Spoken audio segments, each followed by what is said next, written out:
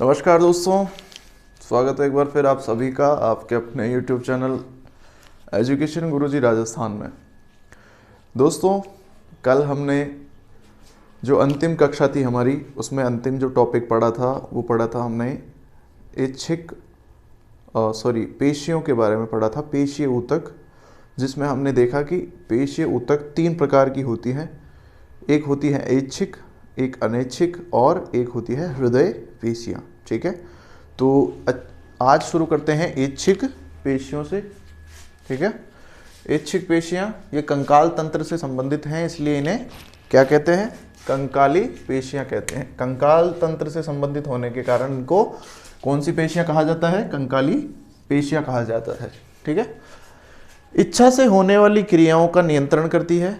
ठीक है, जो इच्छा से हमारी क्रियाएं होती है, इच्छा द्वारा उन क्रियाओं पर क्या करती है? नियंत्रण करती है। इच्छा के द्वारा जो भी क्रियाएं हम करते हैं उनके ऊपर नियंत्रण करती है, इसलिए ऐच्छिक पेशियां कहलाती है।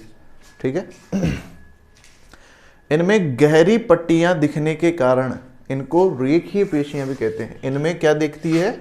गहरी पट्टियां दिखती है, तो इनको इस कारण क्या कहते हैं? रेखीय पेशियां भी कहते हैं। यानी इनका एक नाम है कंकाली पेशियां, एक नाम है इनका ऐच्छिक पेशियां और एक नाम है रेखीय पेशियां। ठीक है, इनका आकार बेलनाकार होता है, लंबी होती है और इनमें बहुकेंद्रक पाए जाते हैं। ठीक है, किनमें? ऐच्छिक पेशियों में। इसका नियंत्रण केंद्रीय तंत्रिका तंत्र द्वारा किया जाता है। ऐच्छिक पेशियों का नियंत्रण किसके द्वारा होता है? केंद्रीय तंत्रिका तंत्र द्वारा। पेशीय थकान बहुत जल्दी होती है। ठीक है, पेशीय थकान किस में जल्दी होती है? ऐच्छिक पेशियों में। और लैक्टिक अम्ल का निर्माण भी इसी में होता है। ठीक है, इसके बाद है अनैच्छिक पेशियां। रेखाएं नहीं होने के कारण, यानी इसमें तो क्या थी? गहरी पट्टियां दिखती थी, इसलिए इसको रेखीय पेशियां कहते थे, ऐच्छिक पेशियों को। और अनैच्छिक पेशियों में रेखाएं नहीं होने के कारण इन्हें क्या कहते हैं? अरेखीय पेशियां कहते हैं। इनके द्वारा अनैच्छिक क्रियाओं का नियंत्रण किया जाता है। ऐच्छिक पेशियों में ऐच्छिक क्रियाओं का नियंत्रण होता था और इसमें अनैच्छिक क्रियाओं का नियंत्रण होता है। इनमें एक केंद्रक पाया जाता है। ठीक है, अनैच्छिक पेशियों में एक केंद्रक पाया जाता है और ऐच्छिक में बहुकेंद्रक पाया जाता है। ठीक है, वह आंतरिक अंगों से संबंधित होती है। यह हमारे आंतरिक जितने भी अंग हैं उनसे संबंधित होती है अनैच्छिक पेशियां। इसका नियंत्रण स्वायत्त तंत्रिका तंत्र द्वारा होता है। ठीक है, ऐच्छिक पेशियों का नियंत्रण तो होता है केंद्रीय तंत्रिका तंत्र द्वारा, और अनैच्छिक पेशियों का जो नियंत्रण होता है वो होता है स्वायत्त तंत्रिका तंत्र द्वारा। इसमें पेशीय थकान नहीं पाई जाती। ठीक है, इसमें पेशीय थकान नहीं पाई जाती। अगली है हृदय पेशियां। अगली है हृदय पेशियां। इन्हें कार्डियक पेशियां भी कहते हैं। हृदय पेशियों को कार्डियक पेशियां भी कहते हैं। किस में पाई जाती है? केवल हृदय में। ठीक है, कहाँ पाई जाती है हृदय पेशियां? केवल हृदय में पाई जाती हैं, तथा कभी भी पेशीय थकान नहीं होती है इनमें। ठीक है, क्या नहीं होती? पेशीय थकान। रेखाएं होने के कारण इन्हें भी रेखीय पेशियां कहते हैं। ठीक है, एक तो ऐच्छिक पेशियों को रेखीय पेशियां कहते हैं और एक हृदय पेशियों को भी रेखीय पेशियां कहते हैं। इनकी क्रिया अनैच्छिक होती है, तो इस कारण इनको अनैच्छिक पेशियां भी कहते हैं। ठीक है, क्रिया कैसी होती है इनकी? अनैच्छिक होती है। यह मस्तिष्क व स्वायत्त तंत्रिका तंत्र द्वारा नियंत्रित होते हैं। मस्तिष्क और स्वायत्त तंत्रिका तंत्र द्वारा नियंत्रित होती है। ठीक है, आगे चलते हैं। आगे है तंत्रिका ऊतक। ठीक है, तंत्रिका ऊतक आवेग द्वारा शरीर की क्रियाओं का नियंत्रण करता है। ठीक है, तंत्रिका ऊतक क्या करता है? आवेग द्वारा शरीर की क्रियाओं का क्या करता है? नियंत्रण करता है। तंत्रिका ऊतक का अध्ययन क्या कहलाता है? न्यूरोलॉजी। ठीक है, तंत्रिका ऊतक का अध्ययन क्या कहलाएगा? न्यूरोलॉजी, और तंत्रिका ऊतक की इकाई क्या कहलाती है? न्यूरॉन कहलाती है। तंत्रिका कोशिका में तारक काय या सेंट्रोसोम नहीं होने के कारण इनमें विभाजन की क्षमता नहीं पाई जाती। यानी तंत्रिका में जो कोशिका होती है उसके अंदर सेंट्रोसोम नहीं होती, इस कारण इसमें विभाजन करने की यानी पुनरुद्भवन यानी दोबारा जनरेशन या दोबारा बनने की क्षमता नहीं पाई जाती। ठीक है, इस कारण हमारे शरीर के अंदर अगर कोई चोट हो जाती है या कोई हमारे सिर में, मस्तिष्क में अगर कोई गहरी चोट आ जाती है तो उसका इलाज करना बहुत ही मुश्किल होता है। ठीक है, अब ये है आपके संरचना, न्यूरॉन की संरचना है। ठीक है, तो इसमें ये देखिए आपके एक छड़ के समान एक दिख रही होगी, इसको बोलते हैं एक्सोन। ठीक है, ये जो छड़ है इसको बोलते हैं एक्सोन, पूरे को, ये जितनी भी है इसमें जो संरचना है इसको एक्सोन बोलते हैं। और इस छड़ के अंदर जो द्रव भरा हुआ है, ये हरा हरा द्रव है, इसको बोलते हैं एक्सोप्लाज्म। और जो ये रेड कलर से ये जो रेखाएं बनी हुई है इनको माइलिन आच्छड़ बोलते हैं।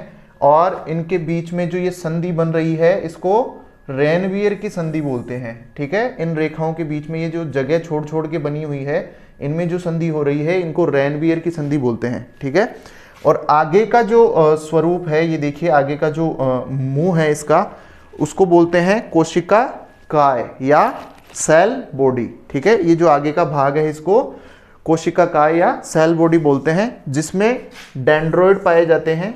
ठीक है, डेंड्रोइड होते हैं जिसमें क्या होता है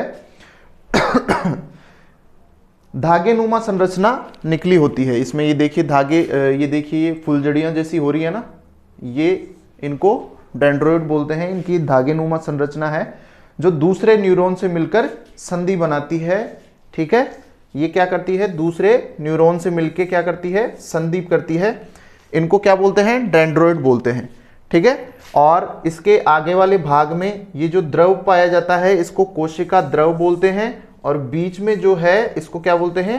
केंद्रक बोलते हैं। ठीक है, और इसकी पूंछ में देखिए ये जो लास्ट में छोटे छोटे गोले दिख रहे हैं ना आपको, ये इनको बोलते हैं न्यूरो ट्रांसमीटर। ठीक है, और इस पूरी संरचना को क्या कहते हैं? पीछे वाली जो पूंछ है इसको क्या बोलते हैं? टिलोडेंड्रिया। ठीक है, तो ये न्यूरॉन की संरचना है। आगे चलते हैं, इनके भाग को, ये जितने भी भाग हैं इनको एक एक करके देख लेते हैं एक बार।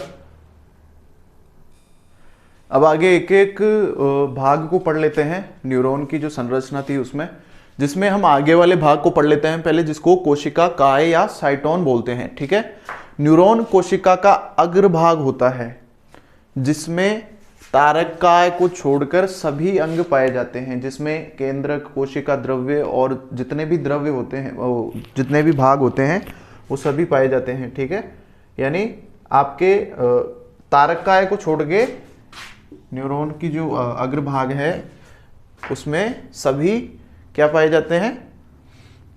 सभी अंग पाए जाते हैं, कोशिका के सभी अंग पाए जाते हैं। ईआर यानी एंडोप्लाज्मिक रेटिकुलम, जिसको हिंदी में अंतःप्रद्रव्य जालिका कहते हैं, मिलकर एक विशेष संरचना बनाते हैं जिसे निस्सल कणिका कहते हैं। ठीक है, क्या कहते हैं? निस्सल कणिका, जो किस में पाई जाती है? तंत्रिका में। निस्सल कणिका कहां पाई जाती है? तंत्रिका में, जो प्रोटीन संश्लेषण का कार्य करती है। किसका कार्य करती है? निस्सल कणिका किसका कार्य करती है? न्यूरॉन में प्रोटीन संश्लेषण का कार्य करती है। इस भाग से धागे नुमा संरचना निकलती है। देखा था ना हमने, वो फुलझड़ियां सी निकल रही थी, जो दूसरे न्यूरॉन से मिलकर संधि करती है। ठीक है, एक न्यूरॉन से दूसरे न्यूरॉन से मिलकर संधि करती है, जिसे क्या बोलते हैं? उस धागे नुमा संरचना को क्या कहते हैं? डेंड्रोइड बोलते हैं। ठीक है, आगे चलते हैं। दूसरा जो भाग है एक्सोन, उसके बारे में देखते हैं। न्यूरॉन का अगला जो भाग है वो है एक्सोन। ठीक है, यह लंबी छड़ के समान एक संरचना होती है। देखी थी हमने एक लंबी सी छड़। ठीक है, जिसमें भरा द्रव एक्सोप्लाज्म कहलाता है। जिसमें जो द्रव भरा हुआ था हरा हरा, वो क्या कहलाता है? एक्सोप्लाज्म।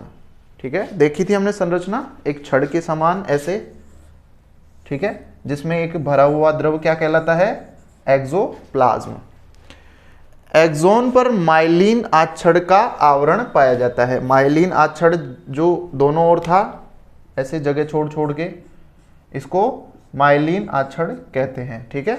और जो लगातार न होकर कुछ जगह छोड़कर, ये देखो ये जगह छोड़ रखी है ना यहाँ पे, ये देखिए, ठीक है, लगातार न होकर कुछ जगह छोड़कर पाया जाता है। इसी खाली जगह को रेनवियर की संधि कहते हैं। ये जो जगह छूटी हुई है ना, जगह छोड़ छोड़कर ये जो पाया जाता है, इसी खाली जगह को क्या बोलते हैं, रेनवियर की संधि बोलते हैं, ठीक है। आगे अगला भाग देखते हैं। अगला भाग है टेलोडेंड्रिया। न्यूरॉन का अंतिम खुला हुआ भाग, जो पूंछ के समान देख रहे थे हम, 5 प्रकार की इसमें रेखाएं थी, जिसमें रासायनिक पदार्थ भरा होता है, जिसे क्या बोलते हैं, न्यूरोट्रांसमीटर बोलते हैं। ऐसे निकली हुई थी ना पूंछ के समान, ये जो गोले होते हैं, इनमें रासायनिक पदार्थ भरा होता है, जिनको क्या बोलते हैं, न्यूरोट्रांसमीटर बोलते हैं।